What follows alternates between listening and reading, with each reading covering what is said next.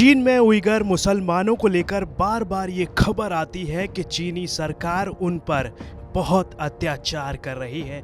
Uyghur मुस्लिम आबादी वाले इलाके से मानवाधिकार के हनन की बहुत सारी रिपोर्ट सामने आ चुकी हैं, लेकिन इसके बावजूद चीन के राष्ट्रपति शी जिनपिंग ने इशारों में एक बड़ा झूठ बोला है। जिनपिंग ने कहा कि शिनजियांग के पश्चिमी इलाके में रहने वाले सभी जातीय समूहों का लगातार विकास चल रहा है। सरकार इस इलाके के लोगों को सही शिक्षा देती रहेगी। यूएन की रिपोर्ट के मुताबिक चीन ने शिनजियांग प्रांत में कई खुफिया प्रताड़ना कैंप बना रखे हैं। 10 लाख से ज्यादा उइगरों, कजाखों और दूसरे मुस्लिम अल्पसंख्यकों को हिरासत में लिया है। 2014 से अब तक करीब 13,000 उइगर मुसलमानों को आतंकी बताकर गिरफ्तार किया गया है। और तो और कैद खानों में उन्हें राष्ट्रपति शी जिनपिंग से वफादारी की कस्में खिलाई जाती हैं। दुनिया में मुसलमानों का मसीहा बनने वाले देश भी इस अत्याचार पर होठ सिले बैठे हैं, मगर अब मुसलमानों के लिए चीन की इस दोहरी नीति पर पहली बार आवाज़ उठ रही है। पहली बार किसी ने इस मसले के ऊपर चीन पर वार किया है, और ये वार किसी और ने नहीं, अमेरिका ने किया है।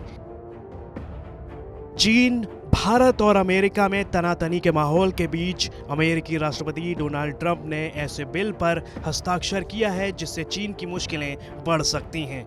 राष्ट्रपति डोनाल्ड ट्रंप ने चीन के उइगर और दूसरे जातीय अल्पसंख्यकों के खिलाफ चलाए उसके अभियान को लेकर दंडित करने के लिए एक विधेयक पर दस्तखत किए हैं।